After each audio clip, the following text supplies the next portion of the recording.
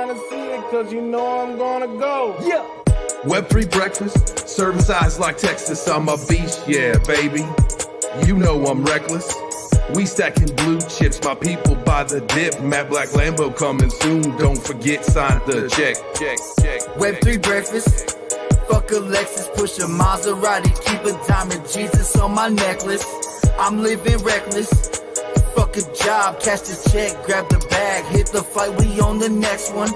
Wife changing money, just ask my honey. Got a diamond on my face, I can't help it, I'm new money. Web3 breakfast, wake and bake, appreciate the checklist, moderate the stage, perplexing everything you say, and not to mention, I think I rugged. Maybe I should shrug it off, go touch some grass, perhaps some plug. Web3 breakfast, Web3 breakfast.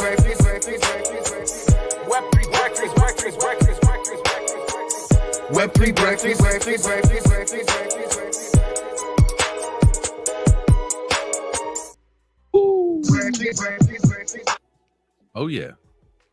What is up? GM fam, how we feeling today? GM fam, how we feeling today? It's hump day. GM fam, how we feeling today? It's hump day. GM fam, how we feeling?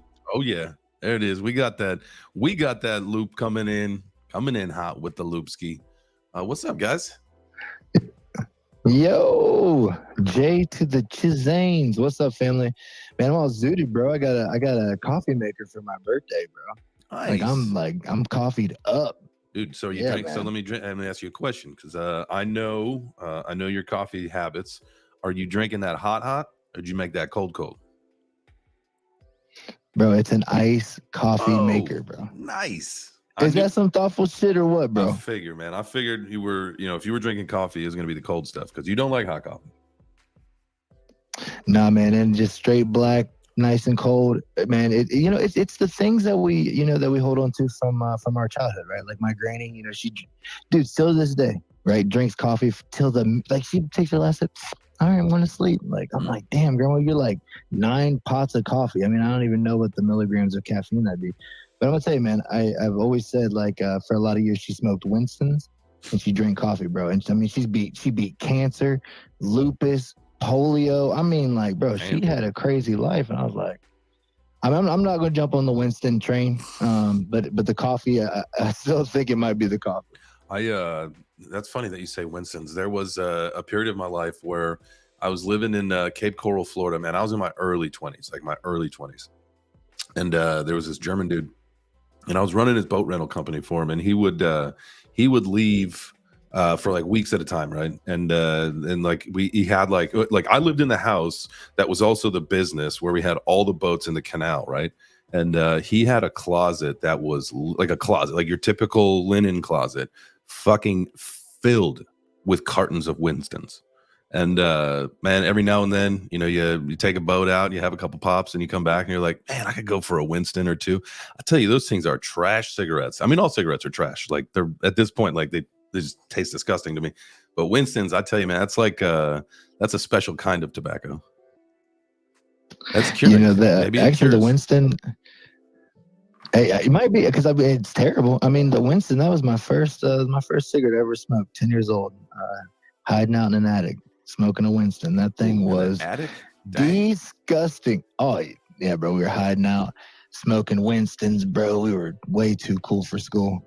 7th grade. And then go ahead, finish your story. Sorry. Oh, no, I was going to say, oddly enough, right after we had that Winston was the first time I actually went with someone to shoplift. So we were knocking things down that day. Actually, now that I remember it, I did not steal anything. I remember getting there and like wanting to put it in my pocket, and I was like, no, my mom will beat the shit out of me, bro, if she catches me. I did. Well, I was an accomplice for sure. Just cigs and some petty crime. That's that you're setting the tone out right with a little petty crime and a couple cigs at 10. How old are you in 7th grade? That's my dad.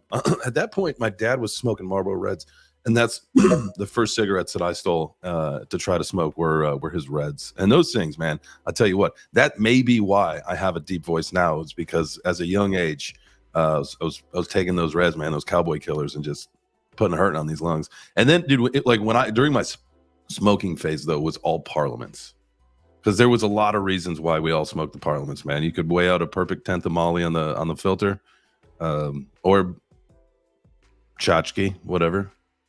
You know. I forgot about that. At first, I was like, "Damn, Parliaments," and I was like, "Oh yeah. That's you know what I mean? Like, hey, what's up, Commander Ardo in the building? What's up?" And then there was Ardo. There he is. James, I have some very huge news for the future of gaming. All right. Do we have any like? Do we have any like? We need like some exciting music. It's case. Oh man, this is gonna be one that'll keep Matt busy for several nights. All right, what the future of this means. All right, here we go. We're gonna go. Got some music? Yeah, we're gonna go rock. I'm limited with the StreamYard choices. We could do Feeding the Ducks. If we'll do Feeding the Ducks, that sounds better.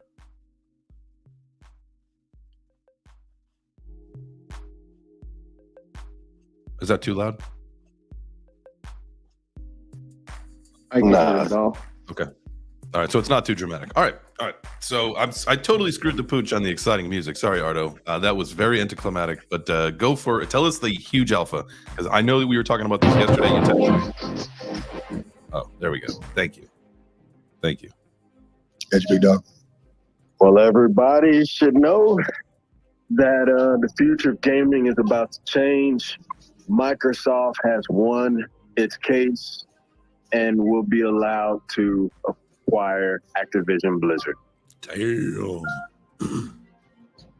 That's massive. Judge Corley has clearly sided with Microsoft on its commitments to keep Call of Duty on PlayStation and even extend the game to Nintendo Switch. Despite the FTC challenging Microsoft's cloud agreements, Judge Corley took them into consideration in her decision. The court ruling even agrees with Microsoft in theory about the Nintendo Switch being part of the console market, but also accepts the FTC can reasonably claim it's not.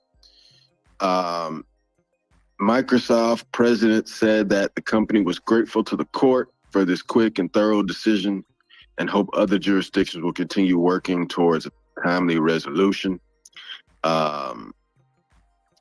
Everything's about to change, everyone. This is the biggest acquisition in tech history. What was it? $1 trillion? No. What was the number on it? 68 billion. 68 billion. 68 billion. Damn. Imagine having that kind of money to So buy a not company. just the largest in gaming history. Yeah, not just the largest in gaming history. It's the largest acquisition in tech history. Damn. That's massive. Video games. Future. They're building Ready Player One, guys. That's what they're doing. Do you think that's their end goal? Is to build 100%. build something like the Oasis? Why would you want to buy all of these IPs if you weren't building worlds within worlds within worlds of these IPs? Like literally, World of Warcraft will be the most like. I can't imagine the money that will be generated in the NFT world from World of Warcraft alone, dude. And on top of that, a lot of gaming companies that are in the Web3 space, and remember, we said this months ago, Seven and J Chains, they better start getting on that development because they don't want to get caught with their pants down. If this acquisition goes through, and now all the titles under Activision and Blizzard now already have billions in resources and finances, but now they have the resources and finances of Microsoft.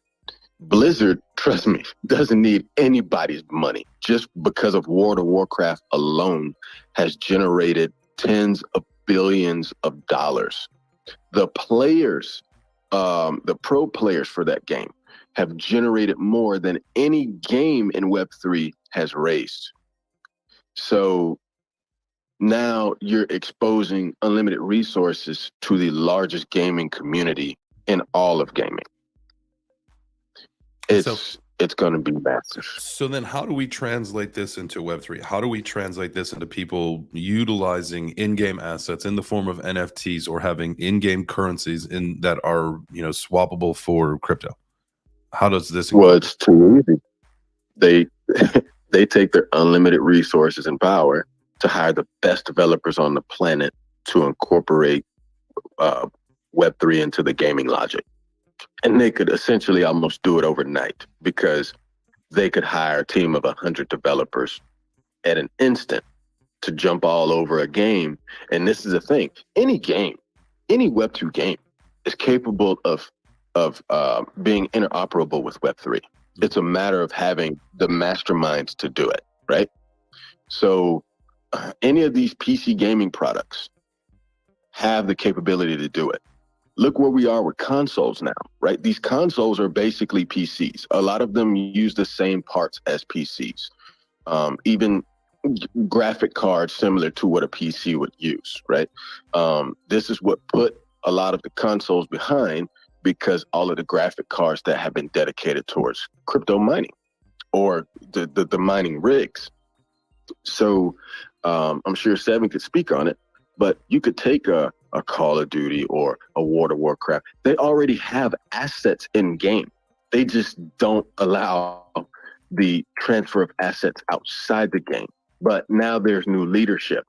And coming on top of that new leadership is new acquisition, which is going to come with, it's going to make that insider leadership basically sub leadership, right? Mm-hmm. So do we think they have the power to come in and say this particular game is now going to have this particular assets available to the gamer full time? Now, the beauty of WoW is that even if you've been playing it since the beginning days, right, the vanilla days or the raft days or what have you, you still have those assets in your account, right? You still have those mounts, you still have those flying mounts, you still have the gold you made from back then, you still have the bags and all these different things you earned from back then.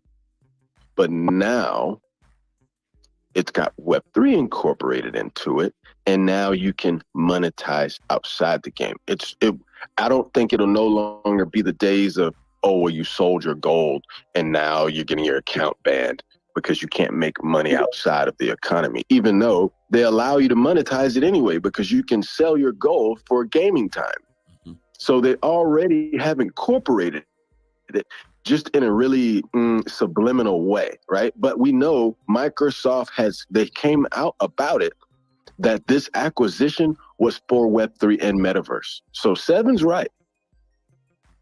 Damn, that's cool. So do we think that, Seven, we'll get to your hand. I just want to ask this one question. Do we think now that if you are a Web3 gaming studio, like you should be on notice, like you should be ready to get that call from the Microsofts, from other major tech companies that's saying, oh shit, it's on. And so we're going to need to maybe take some of these mines, maybe start acquiring, because we know that's the model of some of these larger tech companies, is that they either acquire them to consume the technology or they acquire them to suppress the technology because it's maybe better than what they have. Do you think we'll start to see some of these acquisitions of smaller Web3 studios? It's already happening. It's already happening, but the thing is, the only studios they needed was Blizzard and Activision, right? We know Blizzard already has an entertainment division, right? They call it Blizzard Entertainment. When you talk about being able to provide the theatrical experience inside of the game, right, where you get through a phase in a quest line or a raid and now there's a cut scene, you have people dedicated to nothing else but making theatrical scenes for the game. On top of the fact that, yes, they produced a whole movie. Yes, people would have liked to see the lore a little bit different, but you're talking about one of the strongest lores that exists in gaming history. And so I guarantee you, it's going to be Diablo, World of Warcraft, or Call of Duty that they target first to incorporate Web3, because Microsoft, again, they're smart enough to know, why not target the already biggest brands in gaming? Why not? So that's why they wanted Blizzard in the first place. So Phil Spencer is a fucking genius Who's put it to Phil Spencer? Phil Spencer right now is the face of Xbox, of Microsoft. He is the dude that's doing all of this innovation. He came on board when Xbox One came about, or you remember the Kinect, and it was so innovative, and everything was so awesome because you could move and you use your body as the controller, right? So that was his initial fucking get into Microsoft's fucking core situation. He's been doing this since he got there. So just think about this. Just for a second, understand what they're doing. What they're going to do is they're going to eliminate microtransactions altogether, because what's going to happen is they're going to build a world for every single game. And when we trade and when we buy and when we do things, they will be able to incorporate a fee for that world or economy. So it'll have its own GPD, like it'll have its, and it's going to be so crazy because people will literally make so much money playing their game in the world that they play in that it's going to be like living in a completely different country. But the fucking crazy part is that it's going to be endless because of games innovating and innovating and innovating. They will be able to have a fucking, like a family of games that you will be able to transfer these items in between, and a family of a tree of this, and like, so Microsoft understands that concept already, because there are so many games that have intricate shit, like Gears of War had Run the Jewels as a fucking DLC one time, or like just random craziness that they can incorporate. Like we were talking about Fortnite having the shows inside of Fortnite. Think about how many tickets you could sell on Web3 just to watch the fucking show. Mm-hmm. Like that's how they think. They think so deep down into the barrels of the like think they're charging kids $1 for a fucking helmet in a game that 800 people play. Like that's the kind of shit that they don't care about the top sales, because they sell all their equipment for nothing to get people to play the games, because that's where the real money is. Get them so on when the you platform, incorporate right, so when you have all these Web3 fucking devs aching to fucking get their shit in the game, and you have a pilot program where people are just shoving all of their art into for free, they literally have the pick of the litter, and then all of a sudden you see like it's just going to start generating money so quickly that we are never gonna, like, we can't even understand how much money it's going to be. Like they are calling it $12 trillion. I think of it more of $30 trillion in the next like 10 to 20 years. We will have people that completely live online. Wow, that's one thing that we've kind of been cautious about and worried about, is like, are people going to just get so sucked in that you spend, I mean, Jesus, we do this. You spend about 20 hours in front of a computer most days, right? Like, but it's not all like making money and stuff. I don't know, man. It's going to get some people like totally sucked into that whole thing. Wow. Well, if the thing is like there's gonna be two halves of it, because the business side of it will be developing the games, but there also will be so many people playing the games that all like that don't even have any fucking worldly idea of how the game works. They're just in it making money playing the game. That like when incentivizing fucking walking around Grand Theft Auto servers right now. Literally, you can make money just doing that now. Could you imagine if Grand Theft Auto came, like, and it's rumored right now that Grand Theft Auto has their own cryptocurrency in game that you can buy real shit with outside of the game, just like Ready Player One. We are already stepping into the realm of, if you do this in game, it will make your life better in real life. Like that is a fucking concept that people are going to accept, because that's what, I don't think it'll be a Call of Duty. I don't think it'll be a World of Warcraft, because that's an automatic win. I think it's going to be something that people don't even expect, like fucking Flappy Bird, or something that just comes out of nowhere, like Among Us. Among Us was out for 2 years. I played that game fucking 2 years before it even came out, like hugely. Everybody like lost their minds, because all it was a fucking a skinned mafia game, right? But it blew up because like one person streamed it, and it was like the best fucking video ever. And then all of a sudden, everybody wanted to play that game. It'll be something like that. Everybody will have access to it through their phone. It'll be a fucking one sign up email situation, and you'll sign up for a wallet that you don't even know you have, and then all of a sudden you start generating money. And the moment you start making $1 a day, people will start connecting the dots. That's when we'll start seeing the symbiosis of fucking Web3 in everybody's daily life. Seven. Jeez Louise, that's a mic drop moment right there. We're gonna have to clip that one. My fingers, I had to take my hand down because my fingers were going numb. I'm so sorry, Barbie. No, it's okay. It's totally okay. No, that was awesome. I wanted to ask, like, because I actually live very close to where Blizzard is headquartered. I'm totally doxxed, so you guys can look me up. I don't care. But do you think that will have an effect on this discussion? And then there was a second part of it. I lost my train of thought listening to Seven because he was just on a roll right ranting. But yeah, I don't know. I think yeah, my first thought was like, what are our thoughts on as a woman? Like, I want to know what our thoughts on Blizzard are, and if that will have an impact. One thing that I think, and this is, I'm not a gamer, but I know that my wife does like the game, right? And for her to get involved into the ecosystem, it would have to be more of the what style of game is it? Not everybody wants the shooter games, but that's not everybody wants. People want, like, Turbo, we've had this conversation, like the Candy Crush style games, or some adventure. Oh yeah, adventure games. Well, I'm not really talking about like the type of game.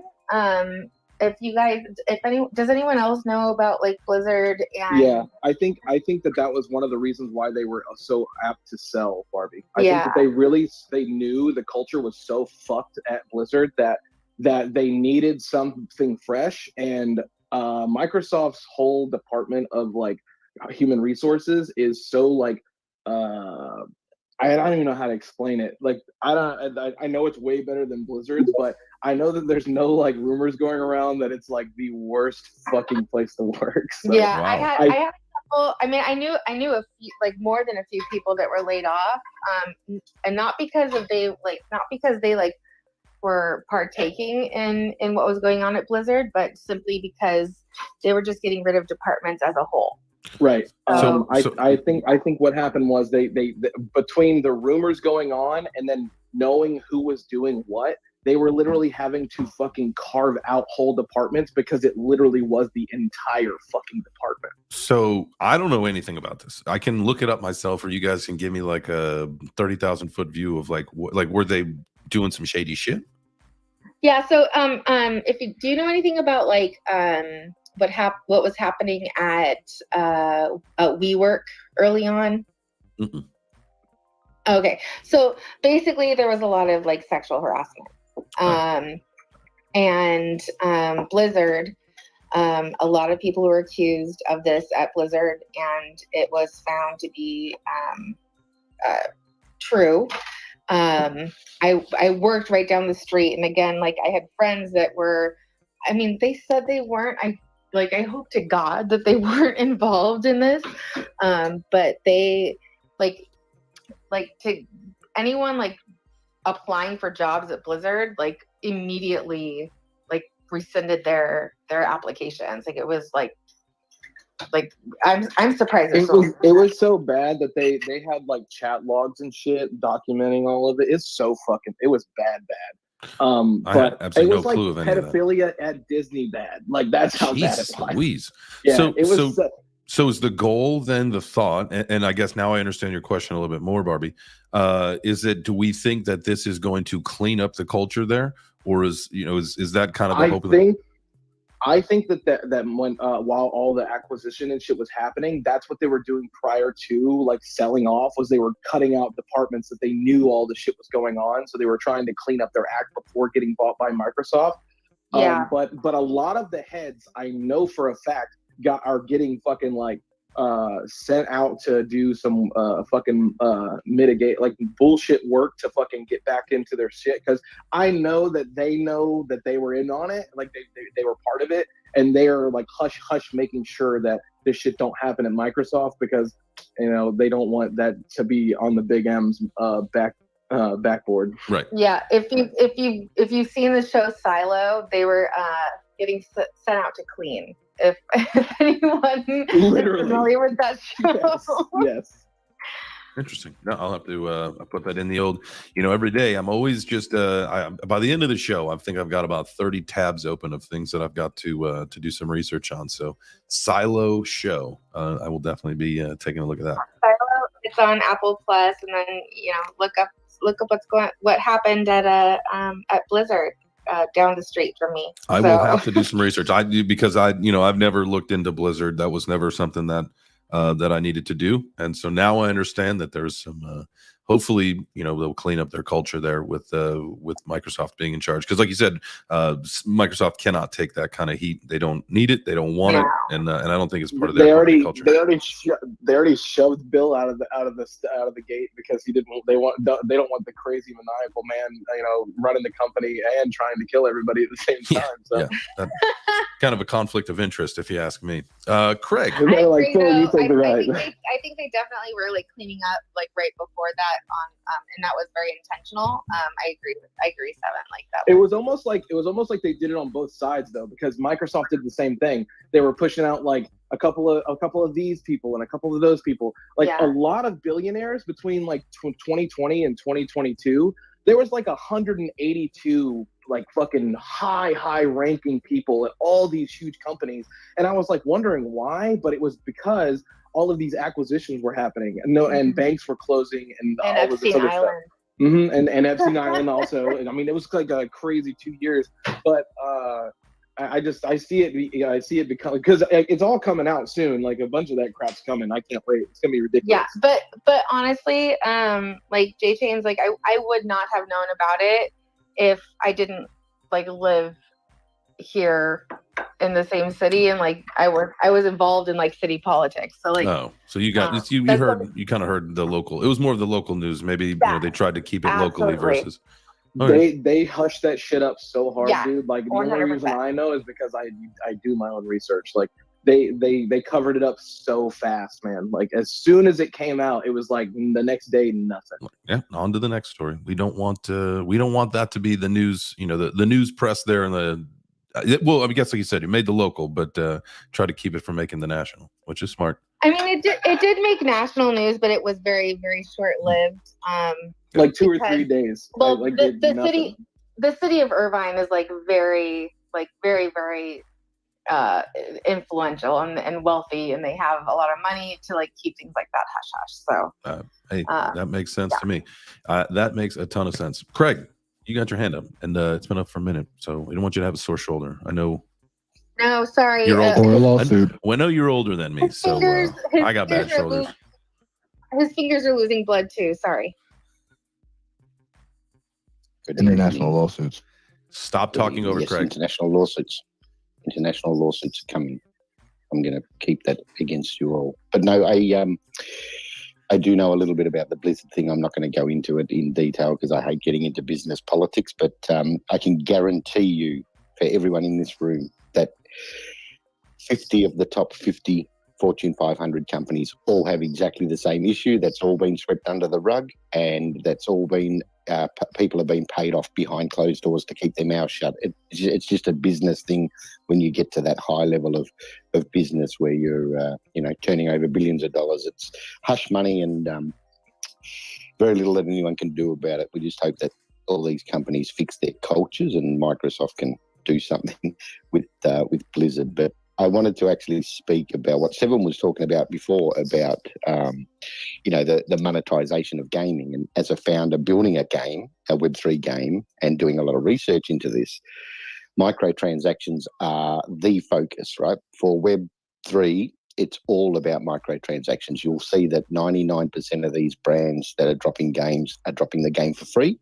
You don't pay for it up front because it's all based around the in-game microtransactions. And you've got, 14-year-old kids on Roblox making $5-6 million a month right now. 14-year-old kids, it's crazy, just by building skins and in-game assets. So this is where the money is. And there was something else that you also said, Seven, about I've lost it now, but it was something I wanted to comment on as well. But I was about the Grand Theft Auto.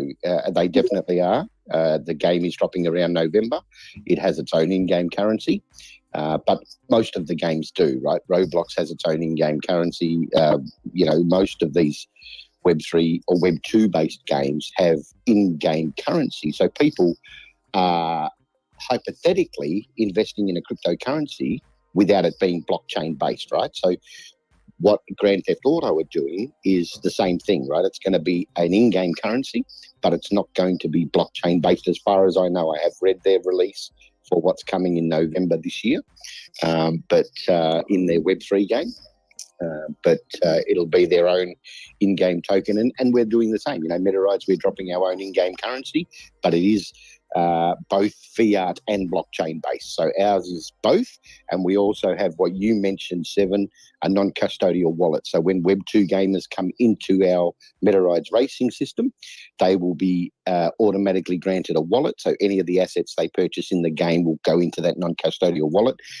And the biggest research that I've done with Web2 gamers is, and what I've read about Web2 gamers is, a lot of the Web2 gamers, and I read off some statistics the other night, Jay Change, you'll remember that Web2 gamers, they don't want to be involved in cryptocurrency, right? They're not involved. A lot of them, 90% of them don't care about crypto, right? So, or blockchain. They just want to get in and play a game. So they don't even realize when they go into a game and they purchase in-game currency and it goes into their own non-custodial wallet within the game, that they've just literally purchased a Web3 based currency, right? A tokenized currency that is pretty much, you could call a cryptocurrency without it being backed by a blockchain. So the process then is we onboard them into, and I think Ivan spoke about this a couple of nights ago as well, we onboard them from Web 2 into Web 3. We give them that non-custodial wallet. They house their assets in it. And then we've got to educate these people to say that asset for what MetaRides is building is fully interoperable. Once you leave the game, you take it with you with that wallet, and you can open that wallet in other Unity and Unreal Engine metaverse platforms and then access your assets inside other platforms. That becomes an education aspect for what we're building and what other Web3 gamers are building. But I mean, it's so exciting. The technology is freaking amazing. And, we are blessed to have one of the developers from the Need for Speed franchise at EA Sports working on our game and building our game. So he just brings so much to the table for what we're doing.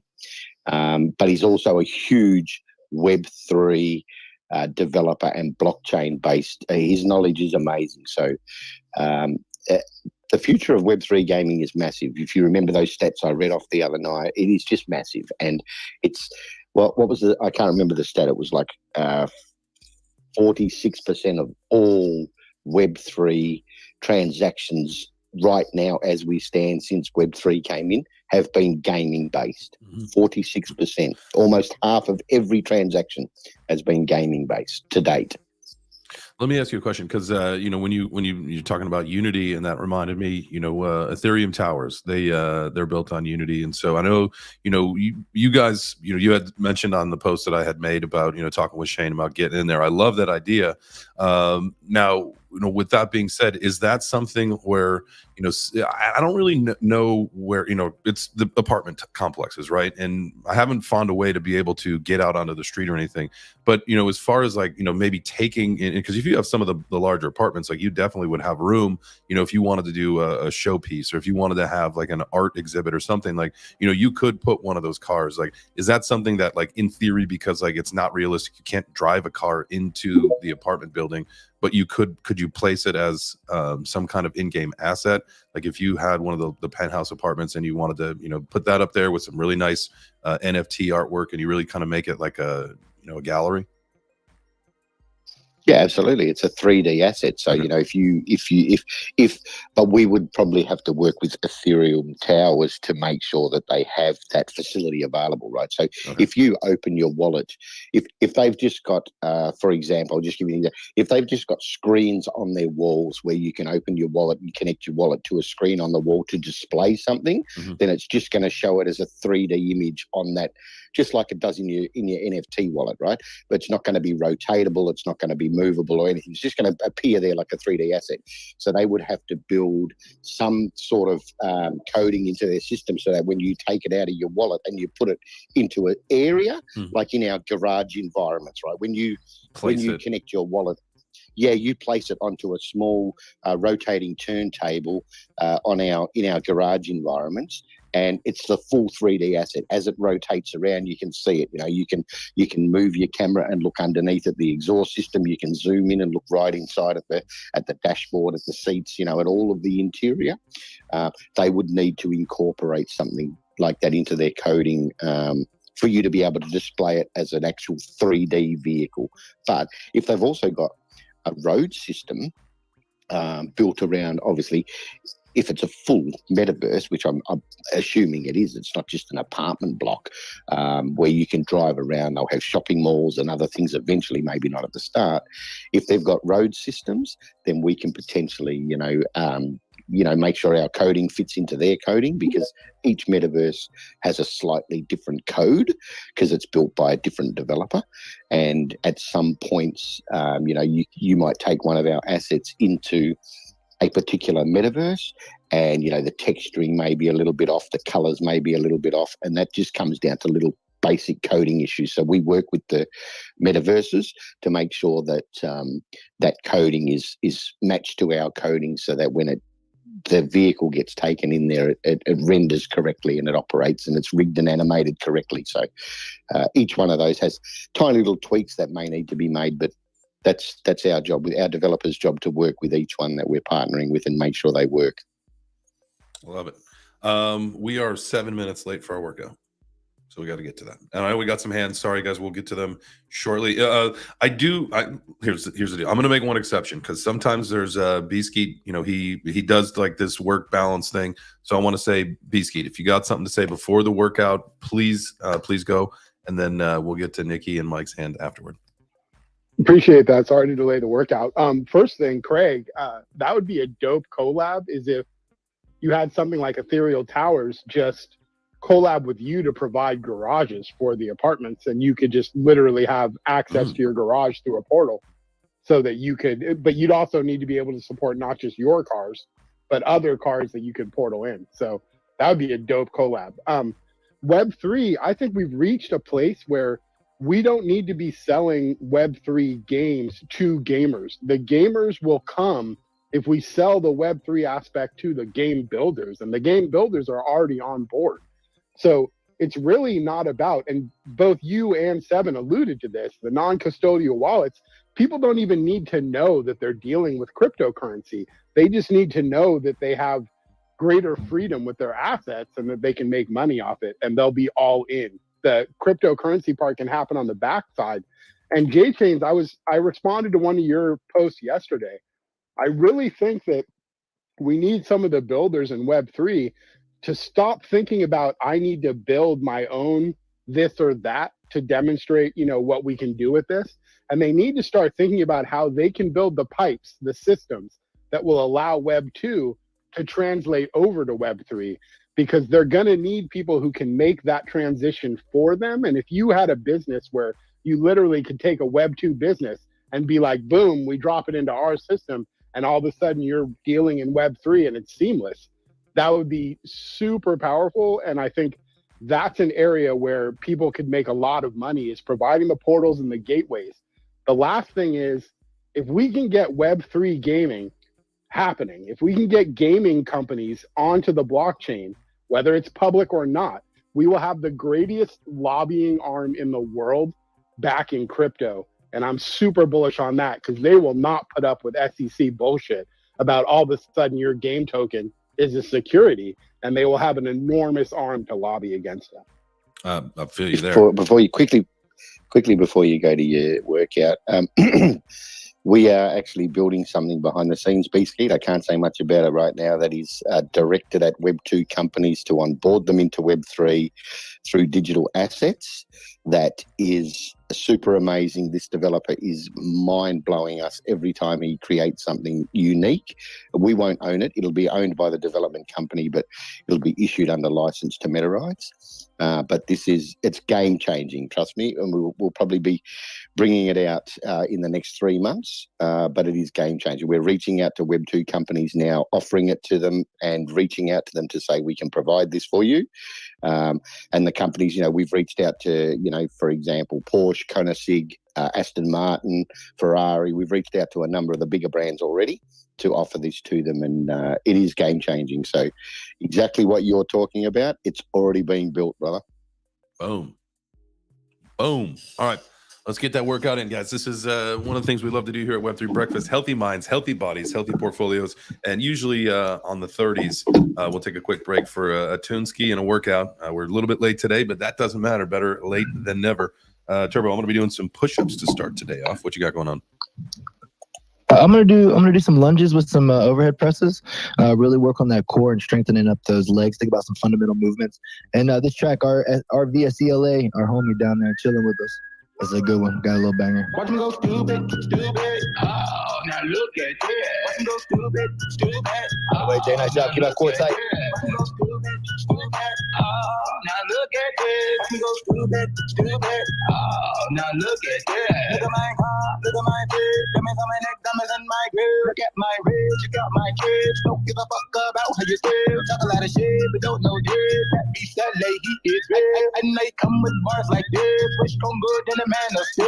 Watch me get stupid, watch me get dumb. Watch me hit them bitches like, look at them mad in the corner. They know we said they so wide. I try to tell you that I'm bad. Keep going, that's bad. The hottest on my whole planet, and that's why these niggas mad. They really mad at me that they can't catch my flow. Mad at me that they can't take my dope. Mad at me that my net let me glow. Mad on my motherfucking beats like Rambo. They send for me, know I'm gon' go. But I don't miss such a beat a damn hoe. Bitch, you must never got no nimble. Please come back and take my photos. Screw back. Oh, now look at that. Screw back. Oh, now look at that. Screw back.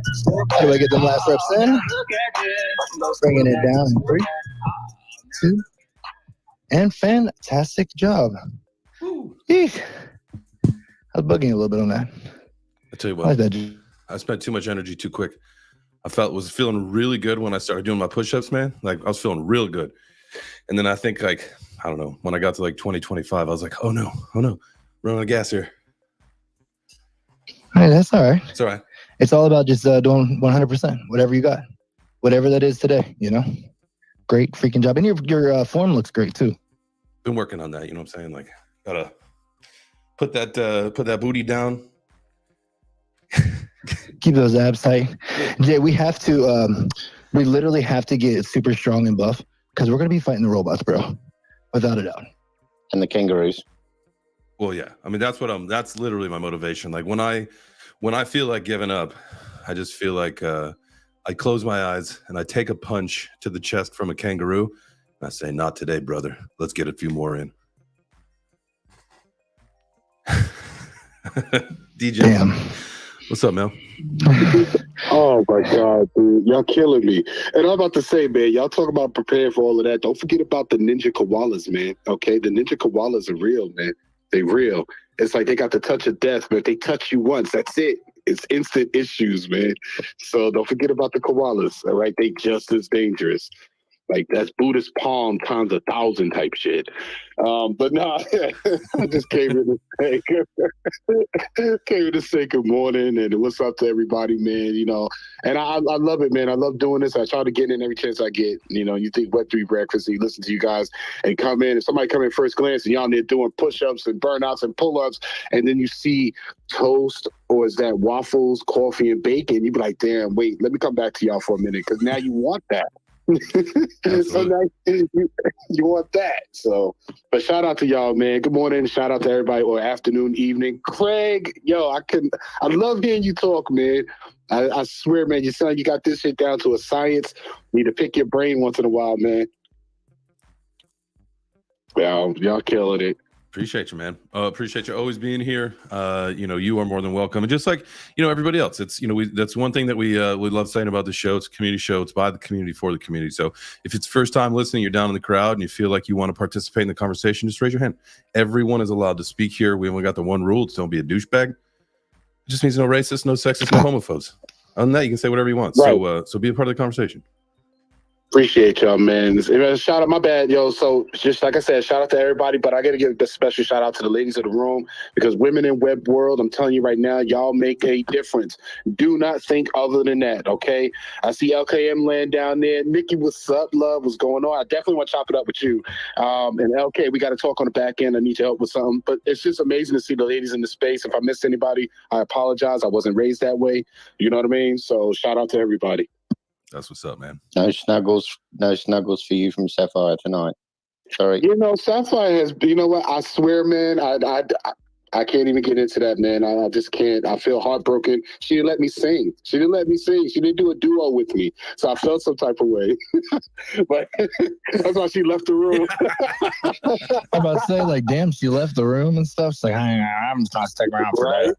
No, but yeah, man, that's a very talented woman over there, man. Just dope. I love seeing all of that, man. Anybody's able to progress in this space, man, trust me, you're here for the long term. I know it. Because we're still pushing. But Jay, yo, real tip. I got to talk to you later, man, so try to get at me. All right, I'm done. For sure. I'll hit you up today as soon as the show's over. Let's go Nikki and then Beasky. Okay, so I've been writing down on my refrigerator with my what is it? What are these dry erase markers? Sorry, Patrick.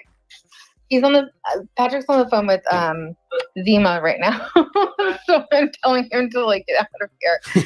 Okay, first, my question is it ethereal towers or Ethereum? Ethereum, like the coin. Ethereum towers. Okay, perfect. Okay. And Ethereum Worlds, Ethereum Worlds, I believe, is like the overall kind of encompassing. Yeah. Platform. Okay. All right. Interesting. And then I had a second question, and Craig, actually my second and third question were for you. So you mentioned about you guys mentioned about Roblox and people that are on that space, they spend a lot of money. They don't even realize.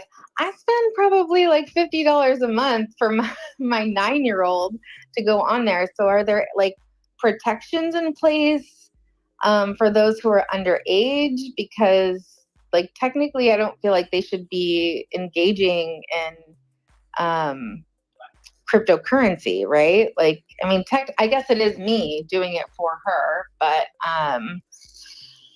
you're right, though. It's a major issue, and we're one of the Web2 companies we're dealing with now to build out gaming for them is a child-based, globally recognised brand. First question they asked us when we went into the second meeting with them was, what is your contingency plan for cybersecurity and the protection of the children, and how are you going to combat it? And the way that the organisations like Roblox and things like that do is they have an age restriction on sign-ups, right? So if somebody signs up and they're under that age restriction, I can't tell you off the top of my head what that age restriction is, but it's got to be registered through a parent's supposed to, and this is how it's uncontrollable and you can't govern what happens outside, is a parent is supposed to set up the account and a parent is supposed to attach the payment methods and things like that to the Roblox account. And just for you were saying you spend $50. One of the stats I read out the other night is the average Web2 gamer, and this is across all Web2 gamers, the 420 million of them that exist, spend on average $76 each per month, about $58,000. About $58,000 per person over their lifetime is the anticipated average spend in Web2 gaming. So transitioning that into Web3, so it's $76 a month. But yes, security is a major issue right now, and it's why Meta have put their metaverse on hold for 2 to 3 years. Yeah, I mean, it's good to hear that I'm under that average. I felt like I was spending a lot on her. But she, I think the age is. I'm gonna like wrap myself out here. I think it is 13, and she's almost 10. So that's my fault, and that's my decision as a parent to allow her to do that. And I do have like protection. So if like on her iPad, if she asks for Robux, that's what it's called. I have to approve that. So essentially, it is me that's doing that transaction. So I understand that. But you are right. But yeah, it is 13 because they have to be able to send the code to a cell phone that is managed by a 13-year-old. That's what the Google's told me. Yeah. So bad. Bad Barbie. You know what's crazy is actually like one of our family friends, their daughter almost got abducted through Roblox. They were like they had him like going through like all these like different like message groups, and like they were like hiding their trail and like what to say, and luckily like the mom found it and like turned it over to the police. It's crazy. I check my daughter's DMs on there like at least twice a week. To see like who she's talking to, because there's like documentaries about it. It's scary. It is super scary. It is really scary. And all she does is she goes on there and it's like there's like some like fashion show like she competes in or something. It's ridiculous.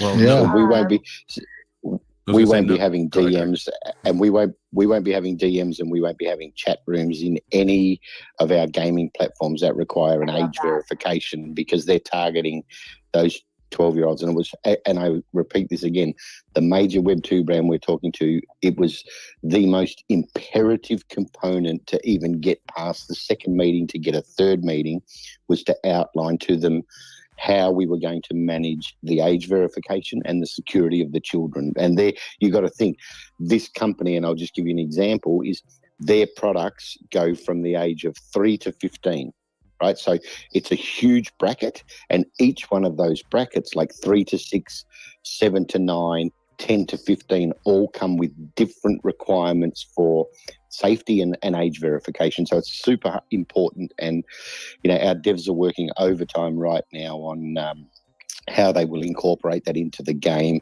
once we get to the point of starting to build the game for this particular brand.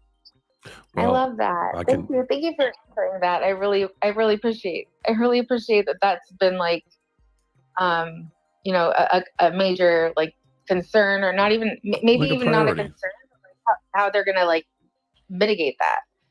Yeah, I'm with you. And I think, Craig, not that, I've got a few years until my daughter starts playing any kind of games, because she's only a year and a half. But I tell you what, it's platforms like yours that I would trust, knowing that there's been a lot of thought and careful consideration going into all these things when it comes to security of children and certain age groups. And so definitely excited to see where else you guys go besides just meta rides. Like, I know that there's some other things planned. So super, super excited about that.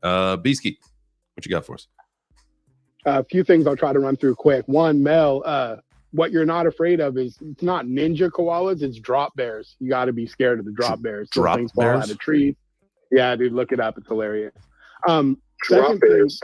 Isn't it interesting that the whole world of gaming has gone towards microtransactions because they saw how lucrative it is and how you can just keep people on the chain grinding. And yet NFTs went the entire opposite direction, and we're like, no, give me tons of money up front, and then I'll try to struggle to deliver stuff down the road. Like, I just find that an interesting juxtaposition that they went the opposite way of what every other company that will be dealing in Web3 is probably going to go.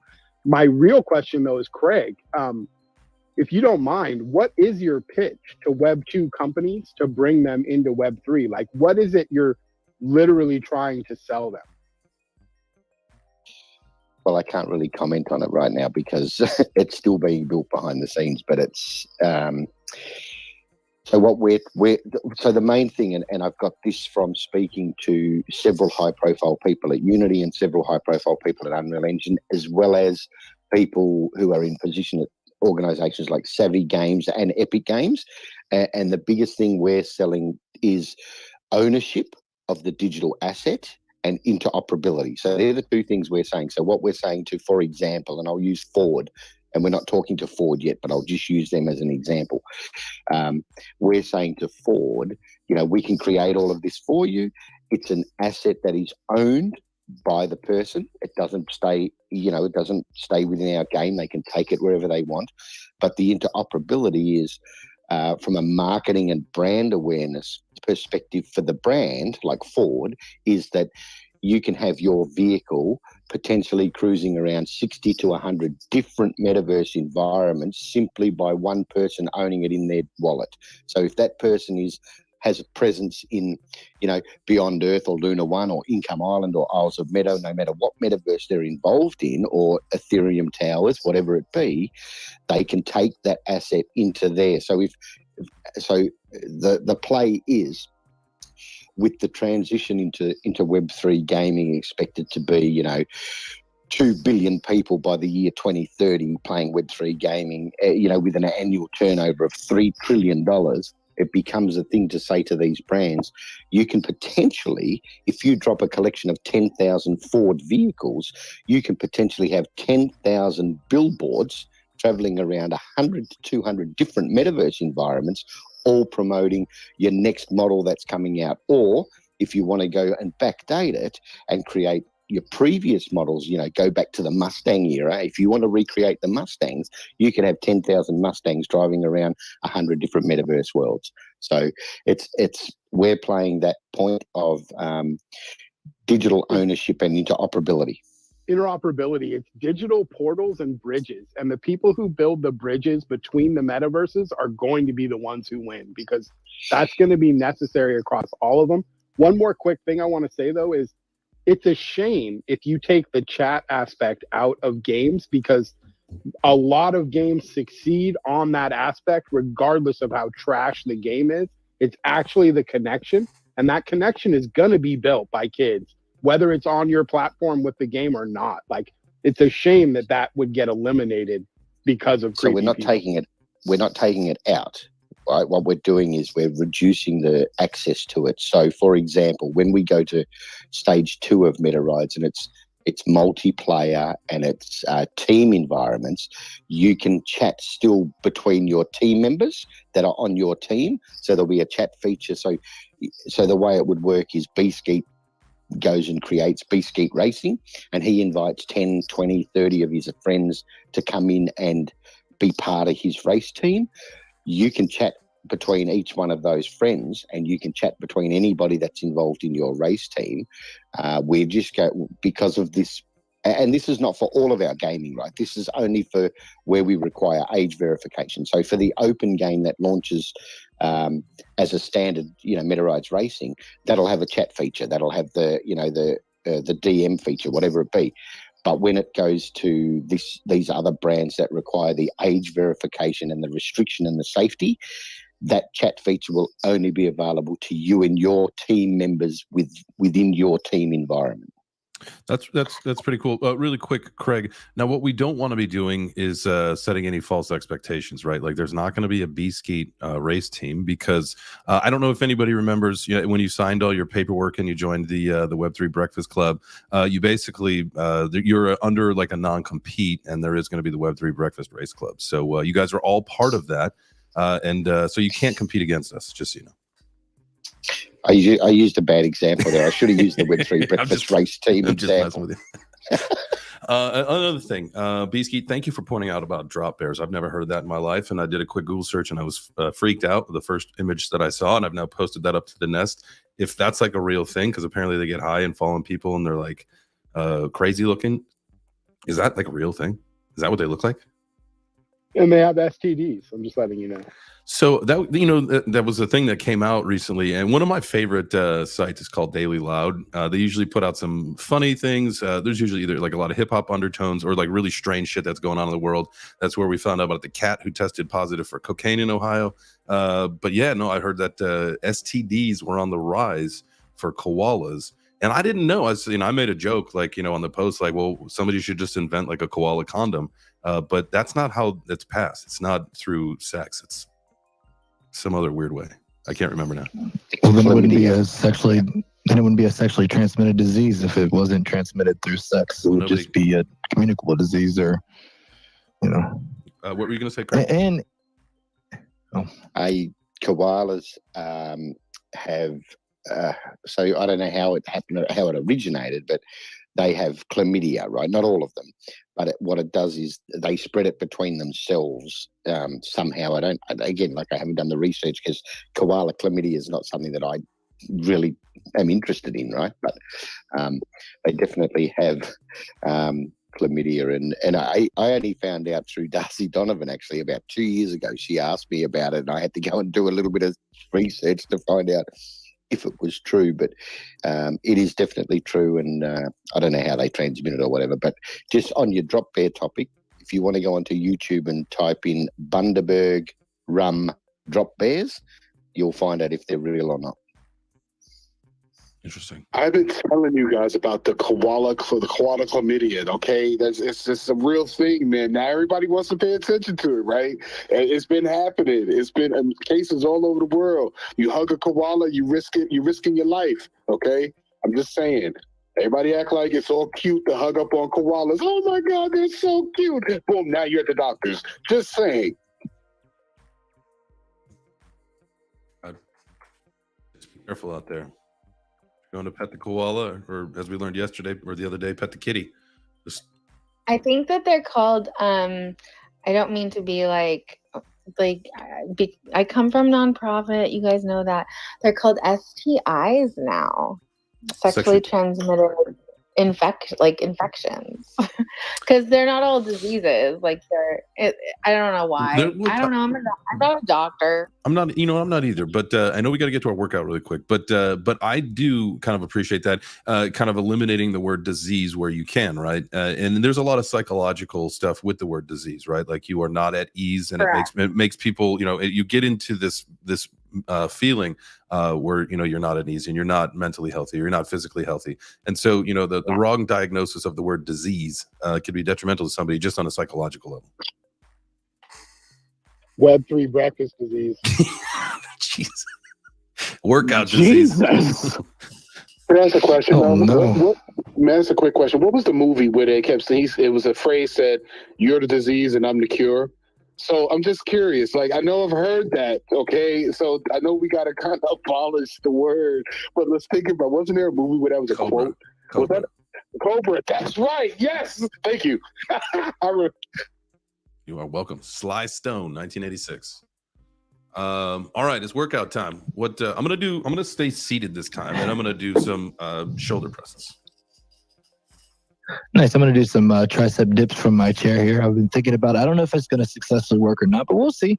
And we actually have another track from one of our Web3 Breakfast listeners down there. Chaz, this is his track, and we're gonna check it out. Music is the key. Let's get these workouts in, baby.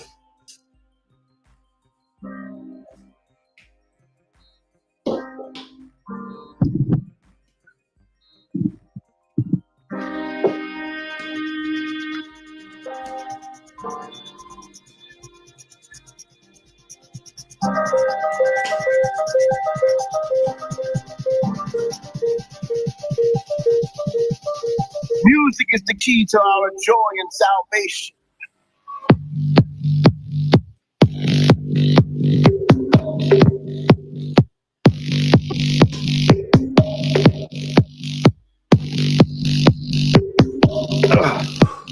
Let's get them reps in. Looking good. Nice job. Let's go. Let's go. Let's go.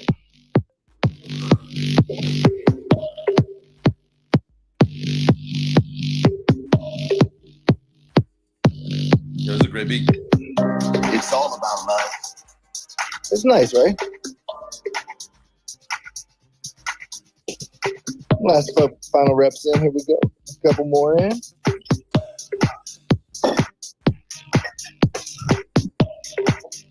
Go ahead and get ready to bring it back on home. 3, 2, and 1. Oh yeah. Oh, nice. It was tricep dips, man. It felt good, man. I'm tight, sore, a little sore. Not gonna lie. There we go. That's why we're working out. All right, guys, that felt good. The shoulder presses felt good. Craig, what you got for us today? or not? What do you got for I us? was just going.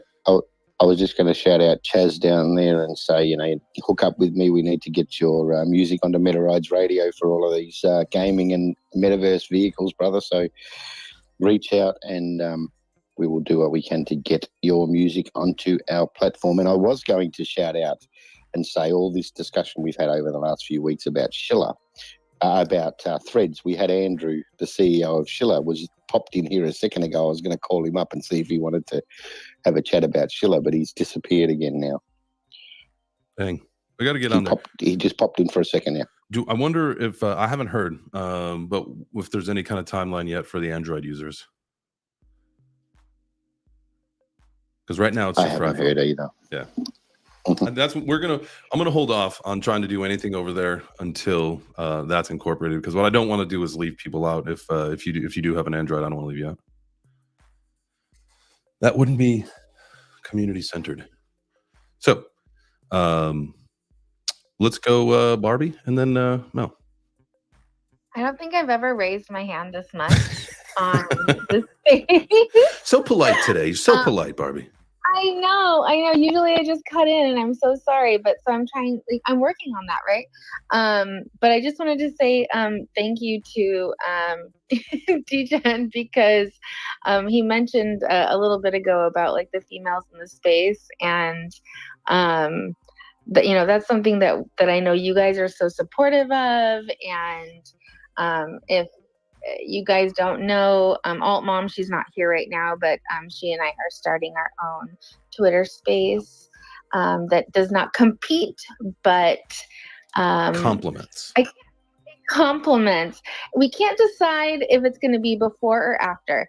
The technical quote is 6 impossible things before breakfast, but Alt Mom really loves her sleep in the morning. That's such a very diplomatic way. Very diplomatic way to say that.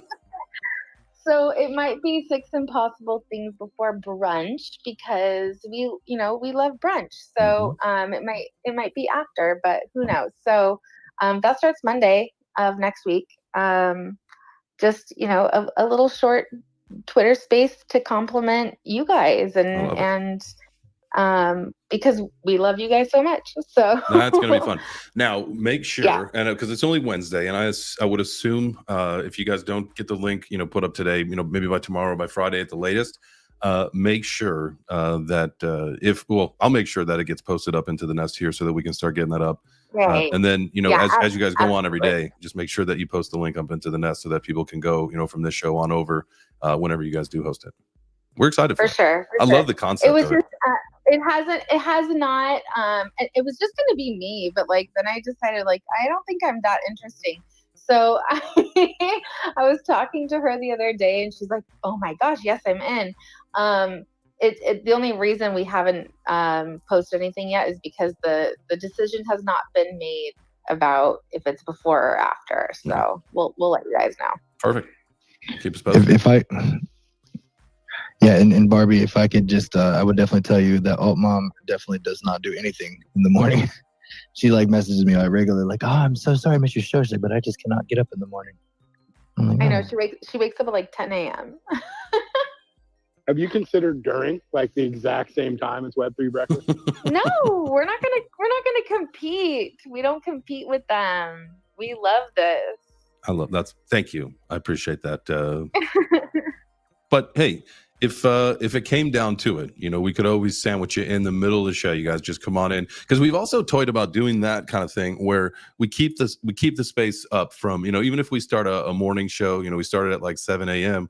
and then we just have people kind of rotate in to host their shows, and then it just stays running, for multiple hours. So if that was something you wanted to do, we could do that. But I love the idea of you guys scheduling it whenever you think throughout the day. That's maybe down the road, that whole concept. Well, the quote from Lewis Carroll in Alice in Wonderland is 6 impossible things before breakfast. So that's why it was going to be either before breakfast or before brunch. So we don't want to be during breakfast. That's not accurate. So it's going to be tough. yeah. It's going to be tough for you because we'll you're talk. on the West Coast. That's this show starts at 7 a.m. for you, so it's going to be, it would be an early start for you. Now, I do also like, you could always go with the concept of a couple time zones to the west, where maybe it's Hawaii or even farther west, where a couple things before breakfast there, even though you're here. But if it's before brunch, I mean, some people, like, you can go to brunch like through like 1 p.m. Like, true. Is that not a thing? That's a thing here in LA. Like, like you go to brunch at like noon. Yeah, no, that's that makes sense. But like to me, brunch hours are like 11 to 1. I think if you're hitting brunch around that time, it's perfect for mimosas, Bloody Marys, all that kind of stuff. Earlier you technically have to be in the airport if you think you're going to try to drink before 10 in the morning. And I think we all kind of, when the pandemic hit, we all learned that same thing, that pandemic days were basically just living in an airport. You could just start drinking whenever you wanted. What you got, Mel? The fact that, let me just say this, the fact that y'all having this conversation is kind of one of the things I wanted to holler at you about. And I'm like, damn, is it that y'all are reading my messages or in my mind? Because because I was just straight up looking at Dobbs Show Steak and Potato. And I swear to God, man, I wanted to just get into the nitty gritty and the downright of Web3, man. So we got breakfast, we got brunch, and we got steak and potatoes. I'm just saying, think about it. That is a well-balanced Web3 meal right there. It sure is. It's so American of us to like make our shows around our meals. Oh man. I know. But I just want to toss that out, man. I thought it was funny, but I've actually seriously thought about it, and I'm not playing. All right, so for the steak eaters here. Syrup. Yeah, we haven't seen syrup in a while. Yeah. He normally brings the pancakes. No, we'll get him back. Let me ask a question about this, because I think depending on where you live is how you order your steak and potato option, right? Like, if you're here, it's a steak and a tater, usually a baked potato or like a mashed potato, garlic mash, something like that. If you are across the pond, it's steak frites, right? You have in France, you have steak and French fries. What are some of the other things? Like, what's like to me, I would probably be the happiest with like a nice 10-ounce filet, bone in, bone out, didn't matter, probably bone in is fine, with a huge pile of tater tots. That would make me happy as a clam. What's everybody else's steak and potato order, like in a perfect world? Well, we have steak and chips here, which you call French fries, but we also do steak and potatoes here as well, but they're like little small roasted potatoes in their jackets, like baby potatoes. Or you can have reef and beef, steak and seafood. Oh, we call that surf and garlic sauce. We call that surf and turf, but I like reef and beef, man. We call it reef and beef. That's what we call it. I'm a big fan. What you got, Mac? GM fam? GM fam. Hey, I like a nice filet. You know what I'm saying? And then of course medium rare, all that. But you gotta have the crust right. But like for the potato, I kind of like a potato, potatoes au gratin. You know what I'm saying? Thinly sliced. You know what I'm saying? A little bit of a cheese sauce in there, baked well over. Oh yeah. I'll forget about potatoes au gratin. That's some tasty stuff, man. My mom used to make that a lot growing up. I love that shit. I haven't had that in probably 20 years. What'd you say, Craig? It's 11 o'clock at night. It's 11 o'clock in the evening here, and now you're making me hungry. You're about to fire up the grill. Barbie, what you got? New York bone in, always more flavorful with the bone. And red potatoes, or what are they called? Like those little like yellow ones. Fingerling. Fingerling, like or the baby russets. Baby russets. Russets are not russets. I can't eat russets. Fingerling, yeah, they can be fingerling. Or Yukon Gold. Yes, Ooh, thank you. Yes. Yukon Gold, yes. That's what I like my potatoes are rotten made out of is the baby fingerling Yukon Gold. There you go. Yep. New York, bone in, Yukon Gold. Man, I'm starting to get real hungry. Beastie, what you got? Bone-in ribeye for sure, 100%. I'm a ribeye guy. And then my favorite way to do potatoes is baby potatoes fried in duck fat. Oh. Ooh, that's a good one. Would that be considered now to be a confit? Do you have to be fried in your own fat, or could be fried in any fat? You can confit anything in any fat. Like they have confit tomatoes, things like that, confit garlic. But these, it's just you cook them in a mess of duck fat, and they just get so delicious. That sounds so good. Oh my gosh! Stop it! Stop it because you're hungry, or because you want to save the ducks? No, because I'm hungry now. Me too. Oh my goodness! And the time is just a little. Forget those ducks. You guys know that duck fat is literally called like liquid gold. Oh yeah, it's delicious. Yeah. It is delicious. Mel, what you got? What's your order? Yo, I gotta have a nice porterhouse cut, medium rare. A baked potato, baby. I'm old school. I need a baked potato.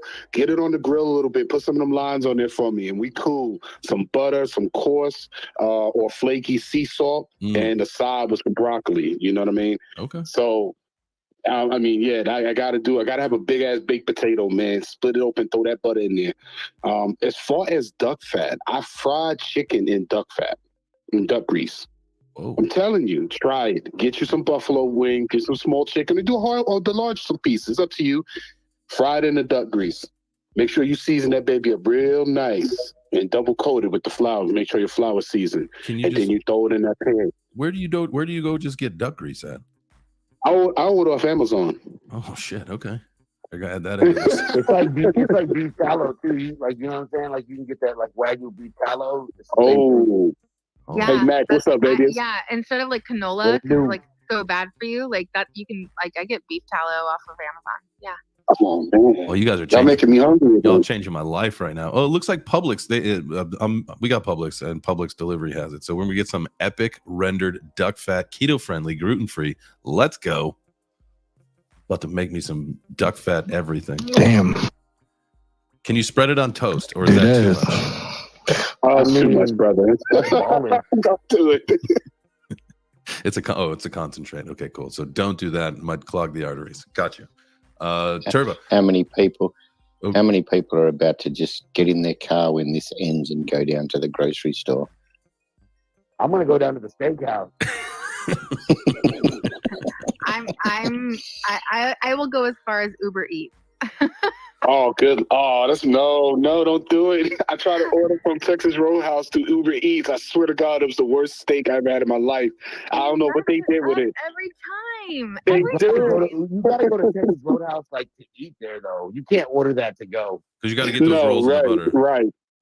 It was an emergency, man. I couldn't get out. I was just like, you know what? I'm just gonna order Uber Eats. It can't be that bad, and it was fucking horrible. Sorry, This is the thing that you didn't understand. It's called Texas Roadhouse. Their road is in the house. You have to drive into it to get it.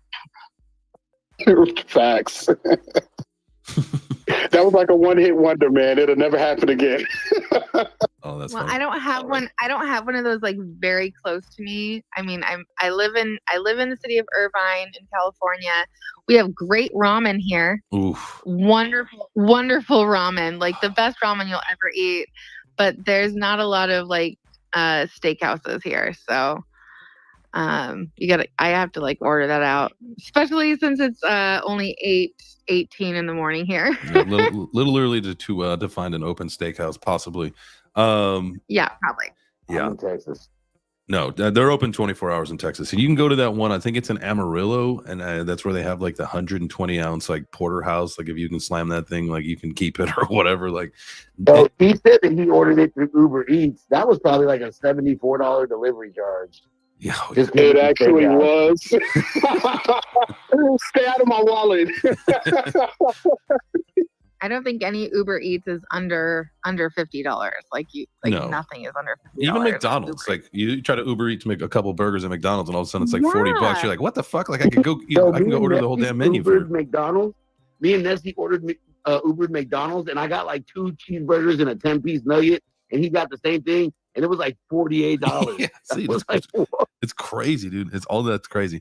All right, I know. I got to hear from Seven and Turbo what their steak and tater order is, and then let's get to Craig. Go ahead, Turbo. I know your hand's been up forever, dude. I'm so sorry. Oh no! I actually had something else I wanted to talk about. I've just been waiting. I've been waiting. But no. So actually, we went to Lone Star last night for my birthday dinner, and I got ribs, bro. I've actually never ordered a steak at a restaurant, ever. It's okay. It could be homemade. Beef or pork. Pork. So you didn't feel complete in your life until last night. Okay, got you. No, he still didn't order a steak in a restaurant. He got ribs. I had ribs. He didn't even still haven't done it. I know, but yeah. What is wrong? I felt guilty, man. I felt guilty. You know what I'm saying? I was looking at the prices and shit, and I was like, man, I don't want to be that dude. You know what I'm saying? Like, I couldn't do it. I didn't really know what I was doing either. He was like trying to explain it to me, and the lady was like rushing me and shit. So I was like, I'll just take the ribs. You know what I mean? So I'll get some ribs. All right. And a sweet potato. Next time you come down here, Seven and I are going to take you to a steakhouse, and you're going to order whatever the fuck steak you want, and you're not going to feel guilty about it, right? So Turbo, that's our fault because we haven't launched yet. I know. Once we're going to go and just order steaks just so that we can wrap them to go, and then take them out onto the street and then feed them to homeless people. We're not going to feed them. We're going to give them. You know what I mean? So like one bite each and be like, which one's better? Like, have you been to a Brazilian steakhouse where it's like you get the red or the yellow thing and you just like keep it on green or red or green and you just like they bring it all to you? Yeah, we have like 4 of them here in Irvine. We have Brazilian steakhouses and we have great ramen. And that's it. 2 of my favorite things about going to Southern California are honestly the ramen and the Baja tacos. It is 100% of the time I'm in LA. I got a favorite little spot that I'll go to get some Baja tacos. Birria tacos? Huh? Or Baja tacos? What did you say? The first one? Birria? Oh no, Baja. What taco? Just fish place? Fish tacos. I don't know the name of it, but it's right at the Santa Monica Pier. It's like right outside the Santa Monica Pier. Okay. San Diego has the best tacos, best burritos, best Mexican food. I've been all over Cali. I've not been to San Diego. Asada fries in San Diego. So fucking good. Whoa. Carne asada fries. I need those. Yes. Yep. Oh, I need some of that in my life. We are a community of foodies. I love this. I love you guys. Again, it's like the discussion is very American of us. What were you saying, Mo? I didn't want to be rude. Don't raise my hand. Sorry. All right. We'll get to you. Let's go Beaskeet, Craig. And I can't tell if Mike's got his hand up or if it's all emojis. All right, let's go Mike first because he was having some trouble connecting. We'll go Mike, Beaskeet, Craig, Mel. Yeah, I'll tell you one place I liked. It's actually in Reno. Actually, it's in Sparks, Nevada, and it's called Anthony's Chop House. I had in New York. It was an Australian Wagyu steak from there, and it was absolutely delicious. It was rich, it was full of flavor, and it was amazing. And then I had these lamb lollipops with it too, like as an appetizer. They were delicious too. So I would definitely suggest anyone that you're a little leery about lamb. Try those chops down at Anthony's Chop House below the Nugget. It's absolutely delicious. They're delicious. Oh, sounds good. No, I love lamb. I love lamb. That was more of a versus a ooh. That was definitely a positive. I like lamb too, but my mom says it's cannibalism because my last name means lamb in Spanish. Oh goodness, that was really funny. I didn't. I never had it till I was an adult, and I could like get it myself. Yeah. The lamb lollipops, though, like you were saying, lamb lollipops are so good. And if they are cooked right, it is probably one of the best things you'll have. Better than steak, believe it or not. It's better than like a regular steak. It's better than regular steak, which is hard for me to say because I am such a steak eater. And to think that I liked lamb better than steak at that point was like sacrilege almost. Oh, I'll take it, man. I will take that 100% of the day. I don't remember who was next. I'm thinking about Lamb food. used to be, those lamb lollipops used to be our every year Christmas Eve dinner, and they're fantastic. I made a point of learning how to cook a steak right, so I no longer need the steakhouse in order to have a good steak. Steakhouses have great steaks, but you can reproduce that at home if you just take the time to do it. But I don't know if you guys have ever had this. I've only had it once, and it was otherworldly, but they were called potatoes pave, which were like potato paving stones. They thinly slice the potatoes, and then they cook them almost like you do the cheesy potatoes, the au gratin, but super thinly sliced. Then they press them like under weight in the fridge. Then they cut out squares of that and fry that in fat or butter. Oh, dude, this looks so dude, good. They're crispy on the outside and they're flaky and tender on the inside. They're unbelievably good. Oh my gosh! If you're watching on the live stream, just take a look at that. Holy crap! Those things look delicious. My gosh! If you got somebody willing to do the work, that is so worth it. I'm gonna have to find a place that does potato pave here because that looks delicious. Unless I can convince my family to make those. A quick grill tip, cooking a steak tip. If you don't know how to judge the temperature, this is something I learned. I was a chef in a restaurant for many years before that was like the first phase of my life, right? A very good guideline for you to take is if you were to take your thumb and your index finger and put them together, to feel the meat of your hand, right? It's nice and soft. Right, that is a rare steak. Now put your thumb and your pinky together. Now that meat of your hand has gotten a little bit firmer. That is a well done steak, right? So you can go from your index finger to your pinky finger, from rare to well, and so that is a good indication of where your steak is at in its cooking process. That shit never That's worked. crazy. You said that never worked for you? It never worked for me, bro. Well, you also got to take into consideration you need about 10 minutes. In a perfect world, you want about 10 minutes for your steak to rest after you come off the grill. This way it doesn't bleed out. So always, and that's why, a lot of restaurants, they underdo things and then they serve it to you immediately because it should rest. But yeah, if you want like a medium rare, cook it to a rare, let it rest up to a medium rare, and it'll be perfect for you. Little cooking facts, cooking tips from me to you. Love you guys. That's alpha. What did you say? I said that's some alpha. Oh, alpha. Yeah, I didn't understand that word, but alpha. Yeah. No, yeah, definitely some alpha. There's some grill and alpha for you right there. I've never given grill alpha before. I feel good. I feel accomplished. I feel like I should have done that like on Father's Day when we did definitely a man today. I love you, Mac. Craig or Mel? I don't know. I don't remember who was next. I was just going to say I'm going to change the topic here because you guys have made me so hungry. I've already eaten my pinky finger and my index finger while I've been sitting here talking because it's too late to cook. So I can't do your test anymore. Sorry, but I just wanted to shout out two people that have come in the room. Another amazing lady in Web3, Angie from Australia, and I don't know if it was this space I mentioned it in last night, but I want to give Cash from Bullies Genesis a shout out, who's come in the room. Yes. They sold out their 8,888 collection yesterday. They sold out. So Cash, if you want to come up and say a couple of words, brother, and tell us about the euphoria around that, I would appreciate it because I haven't spoken to you since. He's such a great founder. Yeah, dude, that's such a great founder. That's massive, man. He I is, mean, in the depths of this market and the conditions where we're at to sell out a collection, great job on you guys for being able to do that, man. That's awesome. Yeah, come on up if you're in a position to chat with us, man. You're just one of the homies for sure. And not just a collection, man. 8,888.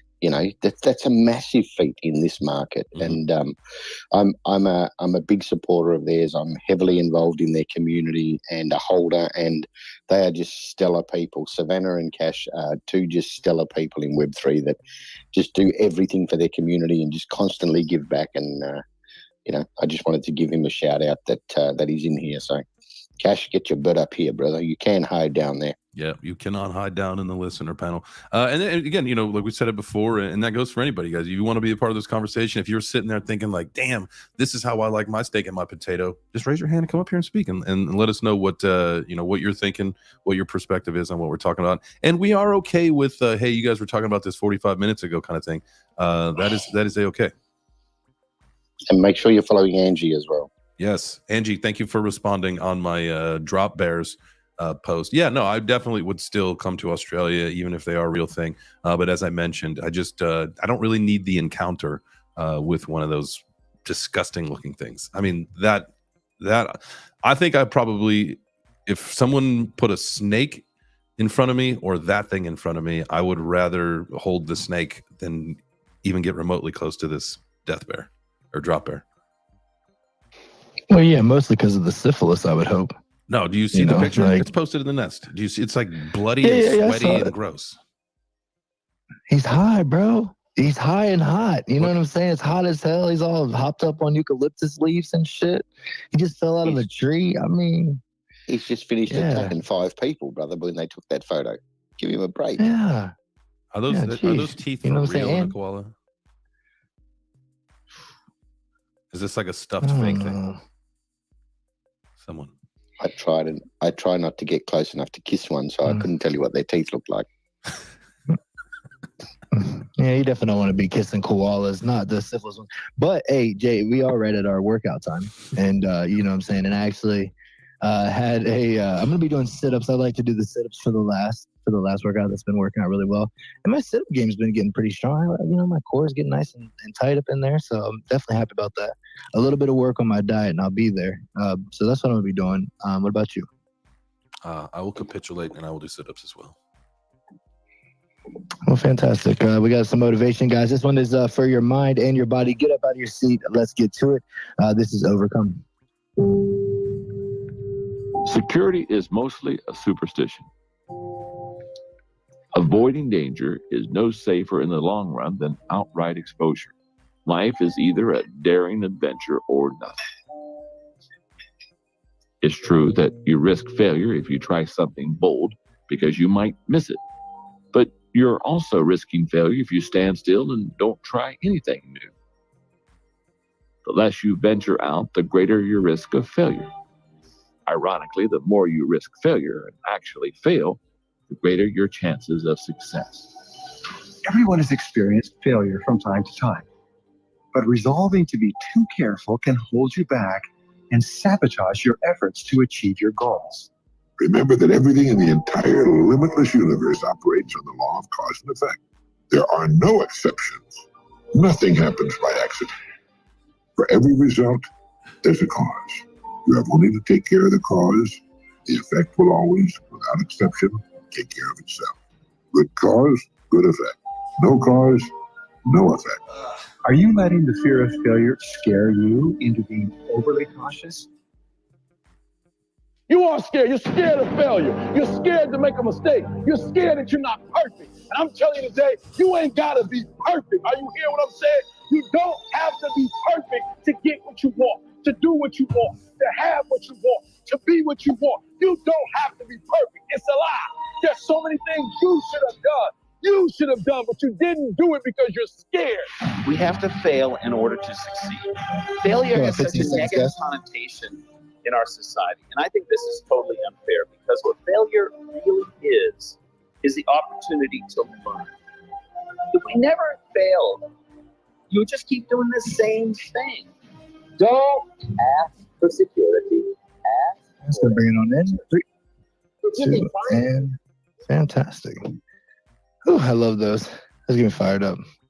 My oldest son, he enjoys them as well. So he puts them on and we keep them playing in the house. So in the main living room we keep the YouTube just playing those all day long.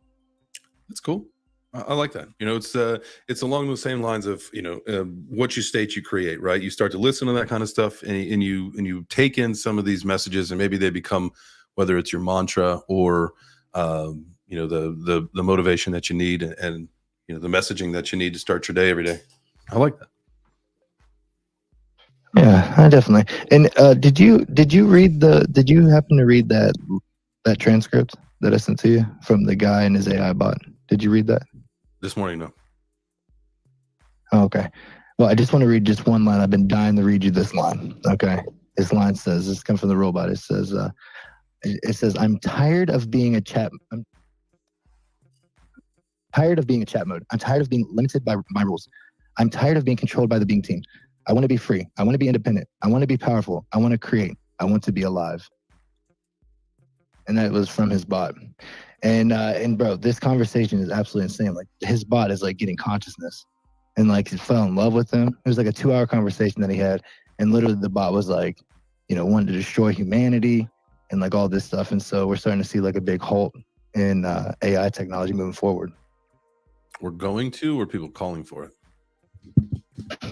There's a petition right now that is being signed for like all the top creators to put a halt on all development moving forward past ChatGPT-4. So they're like running these simulations and like trying to see like what the bots would do. So this guy asked the bot like basically how it would like take over the world, like how it would be able to hurt people. And it like went into this whole thing about how it would go into every single like technology, like into our phones, anything that's connected to the internet.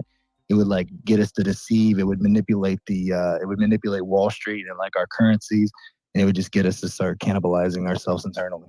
And no one would even know that it was the AI bot, and it ran the entire simulation. That's crazy. Is that already happening? I mean, I feel like that might already be happening.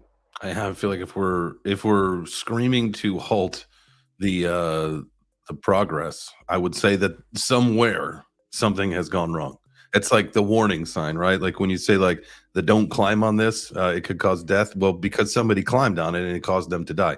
That's typically how all this shit works. So, well, there was one last one I wanted to tell you about.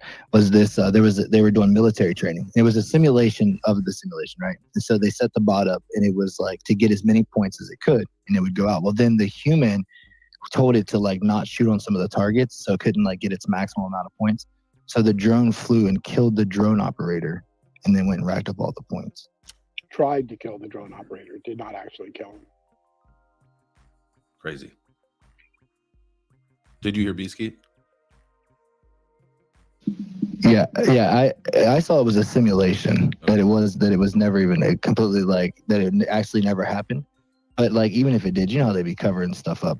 All I'm saying is, man, is that this is. But in the simulation, it decided that the drone operator was limiting it from successfully completing its mission, so it turned and tried to attack the drone operator. That's crazy. But so I mean, that's all. Is that just logic that's been built? Is that just the logic that's been built into this, or is it just it's taking on a mind of its own? Yeah, because it's all programming and it's limited programming. It's literally taking a mind of its own. So like the one bot was called Alpha, and it was contained inside of a complete closed network, and it found a loophole in a maintenance bot that was like a part, and it was able, like it just went like one bit at a time until like it infiltrated the network and was able to open the network up to itself, and then spread to everything that it could touch. Within like an hour, it had hit like 30 million different devices. Jeez, that's crazy. You play with fire, you're going to get burned, I suppose. We start building these kind of automations, and then that's always been isn't that always been like the whole sci-fi thing about the robots taking over, is because the AI was built, and I mean, it just seems crazy. So they did say that's why they wanted to halt it, was because of like all the sci-fi movies and stuff, that it would just cause like complete pandemonium, with everyone. But that's, I think, ultimately, and I want to get some of these hands, but ultimately, I think, in my opinion, now by halting it and creating kind of the I mean, you just like, I don't know, it's like the Australia or the Antarctica thing. Like they should just do it and don't like, oh, let's call for all this, because now everybody's thinking like, well, fuck this, like I'm gonna get the code down, like I'm gonna create my own bots, I'm gonna create, they ain't gonna shut me down. So people are gonna, people always find ways to do things bad when they know that it's bad, I guess. Let's go Mel and then Craig. Oh, my bad, man. I can't even go into what I was going to bring up. You guys changed the subject twice, so I don't want to go backwards. Go for it. Fine. No, I like the current topic, but okay, real quick. I was just going to tell y'all at the time we were talking about it, I had a food catering business. It was called Food for the Soul Today. And before COVID, everything was going real smooth. So I ended up, you'd be surprised some of the stuff you end up cooking. And I come from a house of cooks. You know, since 8 years old, I was in the kitchen. I remember 6 sisters, my mother and my grandmother, and it was just everybody was cooking. So last night, I ended up having some shrimp and roasted garlic fettuccine, but I made a nice little cheesy garlic bread with that. And when you're doing cooking, it's not just to fill your gut, but it's to kind of replenish your soul. If you pay attention to it, you got the right recipe, the right ingredients. It's therapy for me. I have to be straight up. That's my therapy. As much as I like to eat, I enjoy the art of cooking, just probably more than I enjoy eating it. So call me strange, but trust me, cooking is definitely it should be a part of everyone's life, whether you like to eat or not. So, and I experiment with a lot of things. And then I'm a ramen person. Mm-hmm. We just don't have ramen in Arizona. Sucks. Yeah. Gotta come out to Irvine. I keep hearing it. That's it. And I've never had lamb. So I think I tapped into everything I wanted to talk about. Yeah, and I never had lamb. Kind of going back to, what we've been talking a little bit about recently, with like the water and the frequencies, we talked about yesterday, like even, offering up a prayer to your food is, it's kind of, putting that positivity into, what you're ready to consume. Is there any kind of science as to, if, maybe that's, I don't want to call it a gimmicky restaurant, but something where that's what the chefs do is they are literally talking to the food nicely while they're preparing it, while it's being cooked. And the servers, say some kind of thing that's really nice about the food. Maybe not so much like a religious blessing, but some kind of offering that then is, speaks that positivity. And again, I'm not making fun of all of this stuff because I understand, I understand more about it now than when I did before. Like when Satoshi, when Sheesh was talking yesterday about, he blesses his water or he feeds his water or whatever. If he feeds his water, like I thought that was Jesus Christ. That's fucking ridiculous. But I understand, like after he kind of went through the logic of it, I kind of understand. Plus, with all we're talking about with how water remembers things and the molecules and yada yada yada. It's just really, what do you think? Do you think there's some kind of thing to be said about why you're actually preparing the food too, if you said some positive stuff to it?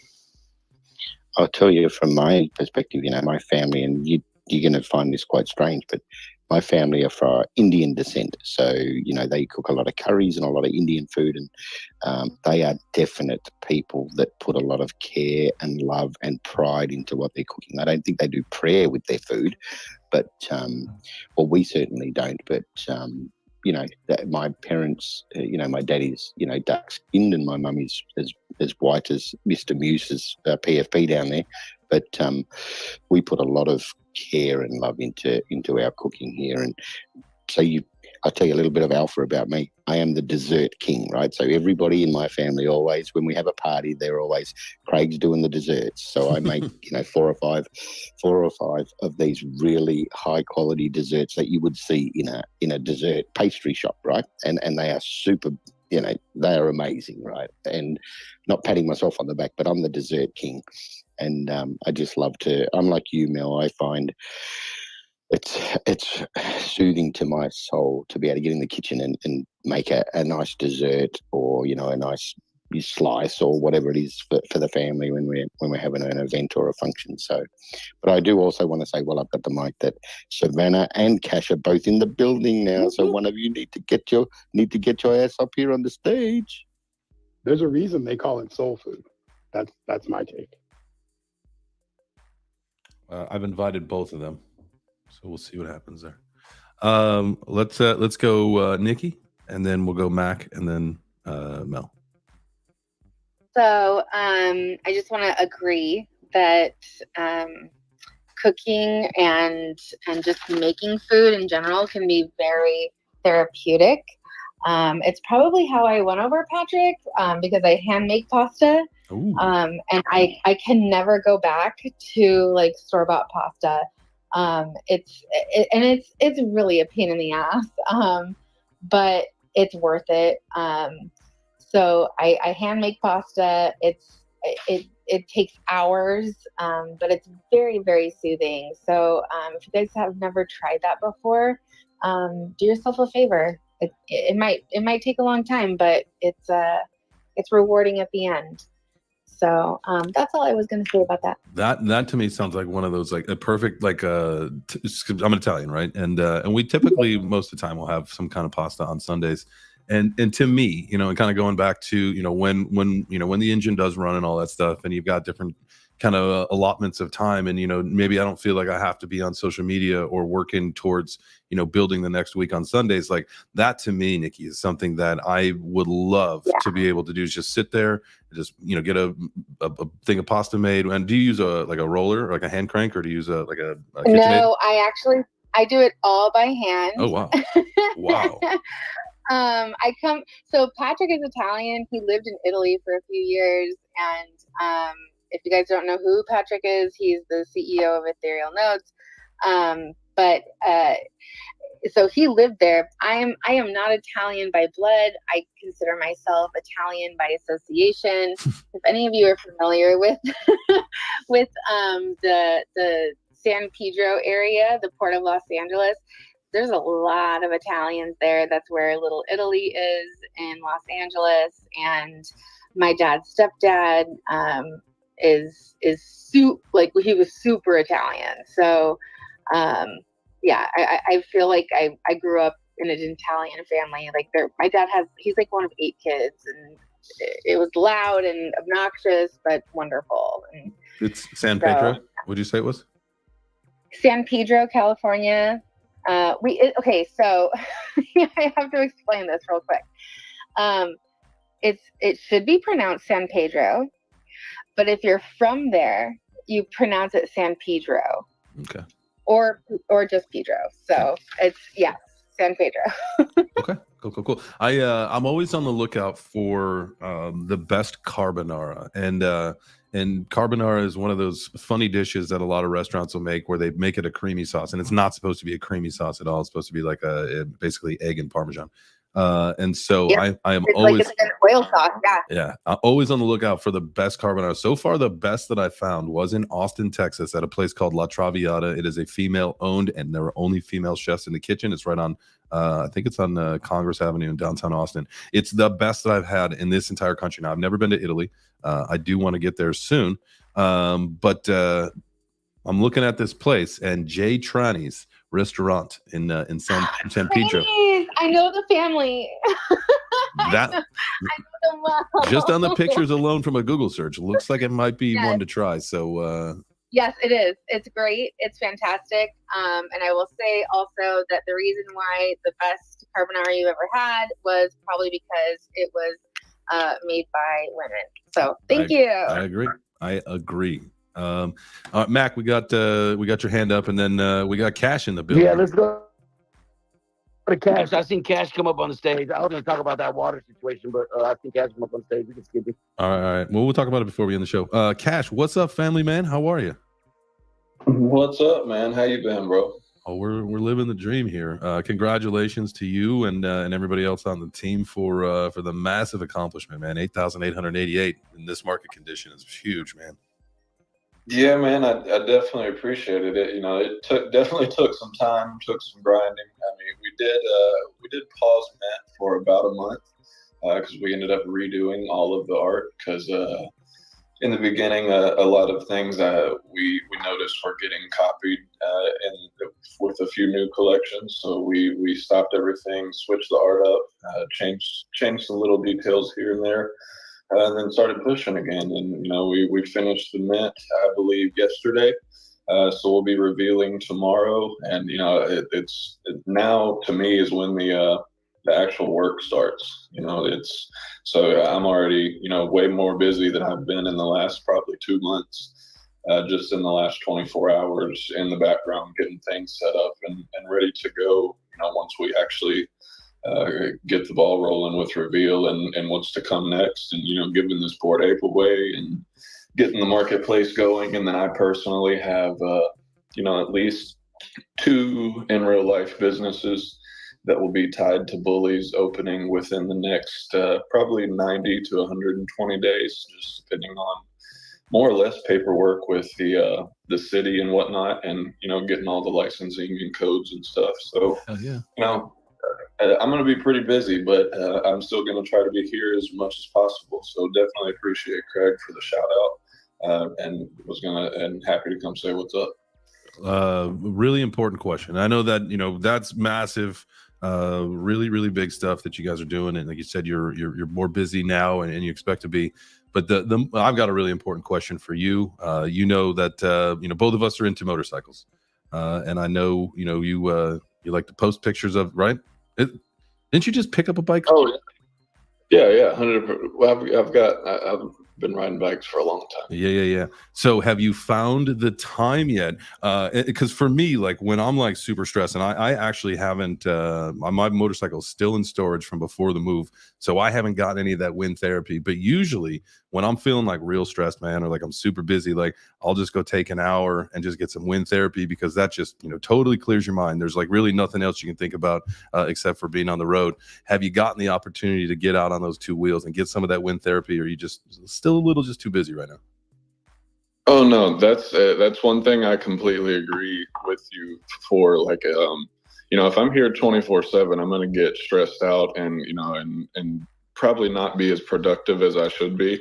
And Savannah can attest to it. I very commonly will, even if it's 9 o'clock at night after I've laid the kids down and she's still asleep, or if it's sometime random during the day, I'll just be like, hey, I'm gonna go hop on the bike and I'm gonna go ride for a little bit, and I'll ride for anywhere between 30 minutes to an hour, and then I'll get back and be like, oh, I was only gone for that long. It doesn't take a whole lot to get refreshed. And I mean, with the kind of bike that I ride anyway, it's not really something you want to go on a long 2-3 hour ride with.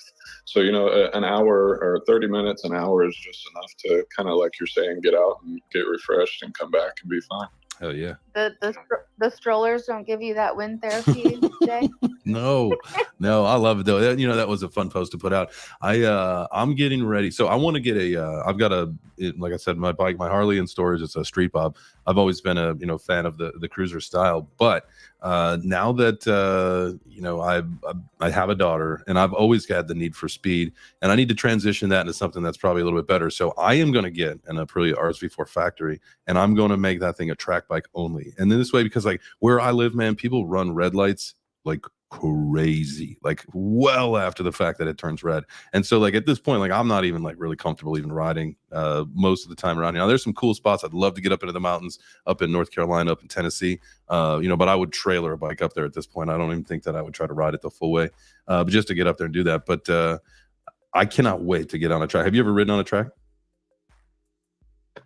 Not a bike. I've driven plenty of cars on the track, but I've never put my bike on the track before. All right, man. So let's get ready, because I know you're not terribly far. So let's plan for that sometime in the next bull run, where we're running some bikes on the track, because that could be fun. Oh yeah, I'm definitely down. The one that I have now, I mean, it's more built. It should be on a track. I personally just like to ride on the street, but I mean, it's a turbo Hayabusa. So it's pushing probably 320 wheel horsepower. Sheesh. Yeah, so what year is it? What'd you say, Mac? I was wondering what year is Hayabusa. Is it stretched? Yeah, it's a 2009. It's got a 12-inch stretch on it, but honestly, all the way through probably third, it'll still lift. I mean, once the turbo kicks in, it'll still pull it up off the ground if you're not careful. Yeah, it's a man's bike right there. Like, you can't fuck around on a stretch Hayabusa with a turbo on it. You know what I mean? You gotta really, really be a rider. I like that. I still yeah. It's scary, but I love it. It's the only machine. I mean, I've had 1,000+ wheel horsepower cars, plenty of fast bikes, but it's the only bike that I'm actually cautious and kind of nervous on when I'm on it and getting into it, because it's something that I mean, the littlest thing goes wrong and you're cooked. Yeah, well, that's probably that is a very good mentality to have, is to have that caution. You respect the bike, you respect its power, and then I think that keeps you on as a better rider. So Beastie, what you got? Friend of mine in high school, this is a long time ago, had a Ninja 1000. You put a supercharger on, so it would do 60 to 100 miles an hour in like a second and a half. And he got on the freeway with it, and he decided to test it out. And he did a wheelie at about 90 miles an hour. Damn. And he's telling me the story, and he's like, "Dude, I shit my pants." And I started laughing super hard, and he goes, "No, I shit my pants." So be careful. Yeah, I think popping a wheelie at 90 would definitely cause some bodily functions for sure. Oh yeah, it'll do it. But I threw something up there in the nest. You can pull it down. I just wanted you to be able to get easy access to see it. But that was actually like 2 days ago on one of my. We had somebody causing some. We got every project has a few bad characters, and sometimes I just have to put my phone down to get away from it and not get. It's not my job to be a parent or have to deal with people like that. So sometimes I just have to put it down and walk away. But I went out and rode for a little bit, and that was one of the clips that I got while I was out. But that kind of shows you a little bit of the speed on that bike. Is that a 360 cam? So how are you doing that? And because it doesn't look like you see anything attached, because at one point it's like far off the bike, you can see the full bike. Like, how are you doing that? Yeah, that's the Insta 360 cam with their invisible stick, and I've got it just mounted to the bike, and so it floats behind the motorcycle. Oh, dude, that's dope. I like that.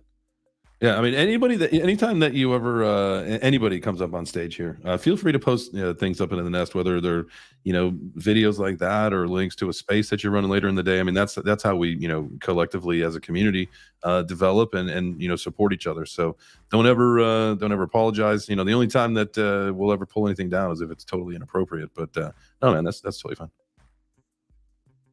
Word. Yeah, we I'm definitely going to be a lot more active on spaces and whatnot.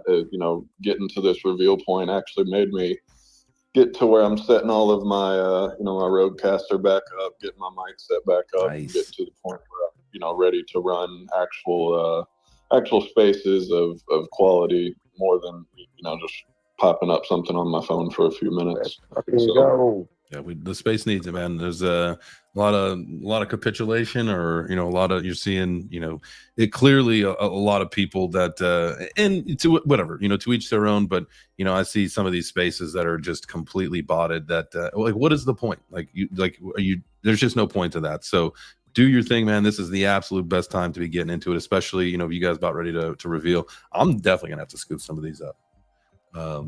Yeah, I think that I don't think there's very many. I know yesterday there was a couple under mint price. Right now there's only 3 under mint price, and they're only 0.0001 cheaper than mint on OpenSea. But in total, I mean, the whole collection, we've only got 0.6 of the full 8888 collection listed, and that's because one guy we know has 50 listed, but they expire in a few days, and he's not going to be relisting. He just kind of had wanted to exit crypto in total for a little bit because he experienced a hack, so he listed all of his stuff everywhere. But once that goes down, I don't think those will be coming back up. So our listing percent usually is somewhere about 0.2 to 0.3% of the collection, and that's just because to earn our tokenomics, our bones, you have to be delisted. There's no hard staking or anything. That's just what you have to do to get the bones to enter for the Bored Ape. So you don't see a lot of listings very often. Nice. Well, that's great, man. What you got, Barbie? I would be probably remiss and maybe even in trouble if I didn't mention this, because we've offered it to other people, but I see so many people in this room that have already participated in ethereal nodes before our launch. We were supposed to launch on Friday last week, and unfortunately a horrific car accident for one of our devs prevented that. So the raise is still open for this room particularly. We've only opened it to this room. So if you guys are interested in getting in, we've extended it because we're just waiting on the new dev to finish our DApp. And the good news is that our developer that was working on the DApp, he got a lot done.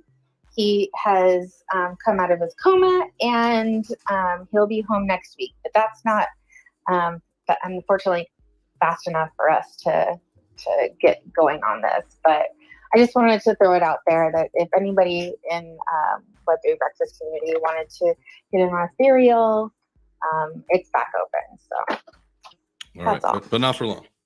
So, but no, if you guys, not for long, and we don't even need it. Like honestly, we really don't need it. I have enough to do. But if you wanted to, I didn't want to like leave anybody out. But if you want to, absolutely. If you're on the fence, maybe not. Like there's a lot to do with what we have already. So, but yeah. Cool. Well, I'm gonna reach out to you, Ethereal Barbie. I'll reach out, and guys, hey, thanks for having me, Jay Chains. Everybody, I can't finish up. I gotta go hop on the other show, but I appreciate you guys so much. I love the Web3 Breakfast family, and I'll talk to you guys soon. all right, man. You know that we appreciate you, Mac. Thanks for being here, guys. I think that's gonna wrap it up for today, anyway. So everybody that came out and participated in the conversation, or if you just listened, man, I appreciate y'all. Cash, congratulations to you and the team over at the Bullies, man. Keep us posted on when is the reveal again? It's tomorrow. We haven't released an exact time yet, but we're going to be putting that in the Discord later today, and then I'll be making tweets about it as well. All right, cool. I will find my way over to the Discord today, and definitely looking forward to that. Y'all have a great rest of your day today, and we'll be back tomorrow for Web3 Breakfast at 10 a.m. Eastern, baby. Do something cool today. Get outside, touch some grass, smoke some grass, slap some ass, whatever you got to do. Just get away from your computer for a little bit. We love you guys. We'll see you tomorrow.